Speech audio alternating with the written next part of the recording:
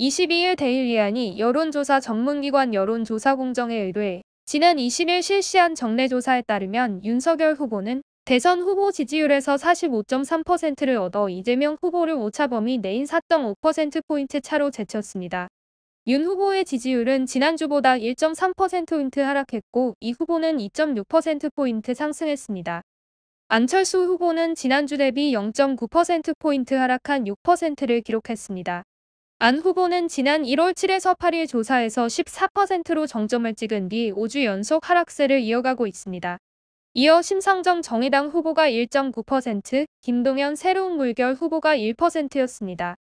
안철수 국민의당 대선 후보의 향후 행보를 묻는 질문에 응답자의 46.8%가 단일화 없이 끝까지 완주해야 한다고 답했고 39.3%가 반드시 윤석열 국민의힘 대선 후보와 단일화를 해야 한다고 답했습니다.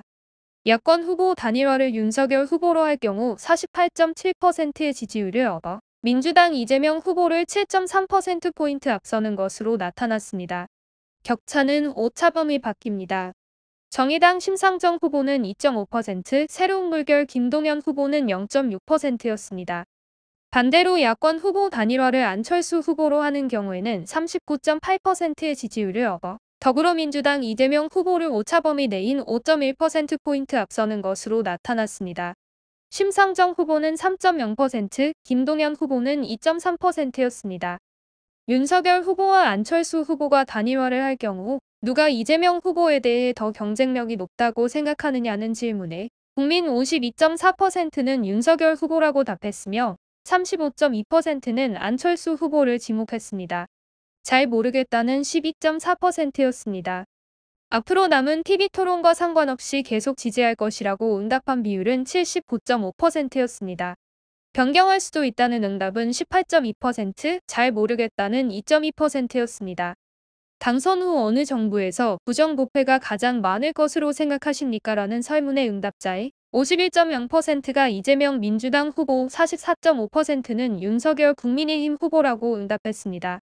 이 밖에 심상정 정의당 후보는 0.6%, 안철수 국민의당 후보 0.5%, 김동연 새로운 물결 후보 0.4%, 기타 0.7%, 없음 0.7%, 잘 모름 1.6%로 집계됐습니다.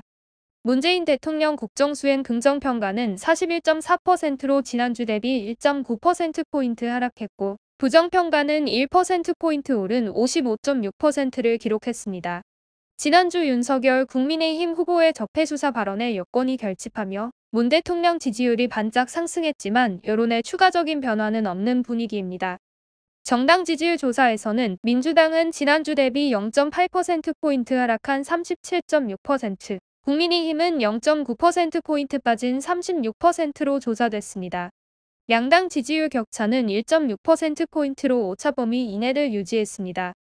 이어 국민의당 11.1%, 정의당 3.6%, 기타 정당 2.4% 순이었고 무당층은 9.2%로 집계됐습니다. 이번 조사는 지난 20일 전국 남녀 유권자를 대상으로 구조화된 설문지를 이용한 무선 RDD ARS로 진행했습니다. 전체 응답률은 9.8%로 최종 1001명이 응답했습니다. 표본은 지난해 10월 말 행정안전부 주민등록인구 기준에 따른 성연령, 권역별 가중갑 부여로 추출했습니다. 표본 오차는 95% 신뢰 수준의 플러스 마이너스 3.1%포인트입니다. 자세한 내용은 중앙선거 여론조사심의위원회 홈페이지를 통해 확인할 수 있습니다.